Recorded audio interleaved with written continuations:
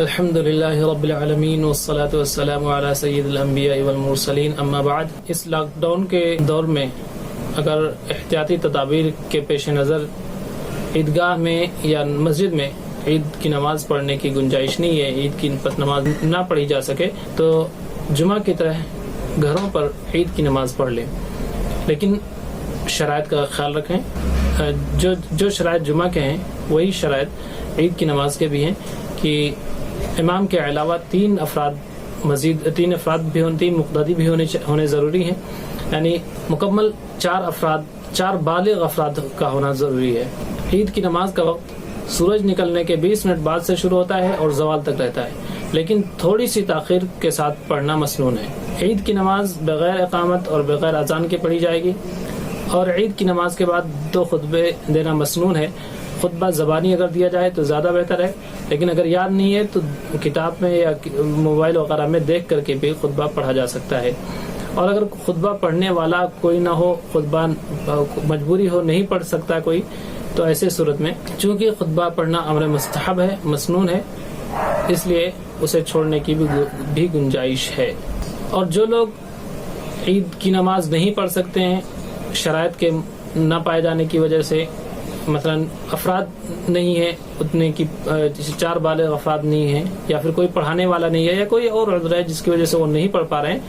تو وہ چاشت کی نماز پڑھ لیں، 4 رکعت تنہا 4 رکعت نماز پڑھ لیں، اور 4 رکعت ایک سلام کے ساتھ بھی پڑھ سکتے ہیں، اور 2 رکعت بھی کر کے بھی پڑھ سکتے ہیں۔ اور یہ بات یاد رہے کہ یہ ثواب کے حصول ثواب کے لیے ہے، یہ عید الفطر یہ عید کی نماز کا بدل نہیں ہو سکتی، یہ اس سے ثواب ضرور مل جائے گا لیکن اس کا بدل نہیں ہوگا۔ اور اسی طرح عید کی نماز سے پہلے صدقہ فطر دینا واجب ہے، اور صدقہ فطر ان لوگوں کو دینا جو مستحق ہیں، ان کو دینا واجب ہے، نہ کہ ان لوگوں کو جنہوں نے مانگنے کو اپنا ذریعہ معاش بنا رکھا ہے، جنہوں نے مانگنے کو اپنا بزنس بنا رکھا ہے۔ تو ایسے لوگوں کو، یعنی جو لوگ مستحق نہیں ہیں، ان کو اگر دیا جائے گا صدقہ فطر تو وہ ادا نہیں ہوگا۔ عید الفطر کی نماز کا طریقہ یہ ہے کہ پہلے تکبیر تحریمہ کہیں،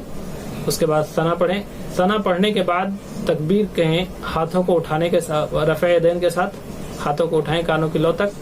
اور پھر چھوڑ دیں، پھر دوسری تکبیر کے ساتھ ہاتھ اٹھائیں، پھر چھوڑ دیں، پھر تیسری تکبیر کے ساتھ ہاتھ اٹھائیں اور پھر ہاتھ باندھ لیں۔ اس کے بعد سورہ فاتحہ پڑھیں، سورت پڑھیں، اور پھر رکوع کر لیں،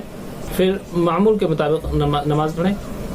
دوسری رکعت میں تکبیرات زوائد سورہ فاتحہ اور سورت کے بعد کہی جائیں گی۔ سورہ فاتحہ اور سورت پڑھنے کے بعد تکبیر کہی جائے گی رفع یدین کے ساتھ،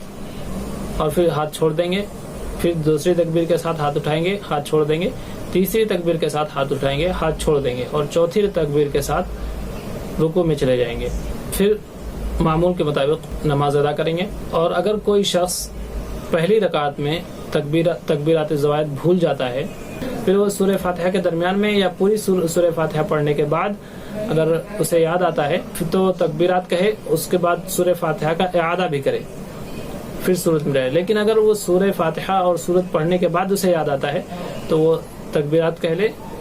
سورت اور سورہ فاتحہ کا اعادہ ضروری نہیں ہے۔ اسی طرح سے اگر دوسری رکعت میں بھول جاتا ہے اور رکوع میں چلا جاتا ہے تو اس صورت میں اس کو پھر سے کھڑا ہونا ضروری نہیں ہے، بلکہ وہ رکوع میں بغیر ہاتھ اٹھائے تکبیرات کہہ لے تو وہی اس کے لیے وہی کافی ہو جائے گی۔ اگر کسی کو مزید تفصیل معلوم کرنی ہے یا خطبہ دیکھنا ہے تو ڈسکرپشن میں ایک مضمون کی لنک دی گئی ہے جس کو مفتی صفی اللہ صاحب نے مرتب کیا ہے، آپ وہاں سے اس کی تفصیل اور حوالہ، اسی طرح سے مختصر سا خطبہ جو مضمون کے مطابق بھی ہے اور موقع کے مطابق بھی ہے وہ دیکھا جا سکتا ہے۔ اللہ تبارک و تعالیٰ سے دعا ہے کہ اللہ تعالیٰ ہمیں کہنے سننے سے زیادہ عمل کرنے کی توفیق عطا فرمائے، اور اس وبائی مرض کو جلد از جلد دور فرمائے، اور ہمیں اپنے احکام پر عمل کرنے اور ہمیں اپنی مسجدوں سے جڑنے کی توفیق عطا فرمائے۔ وآخر دعوانا ان الحمد للہ رب العالمین۔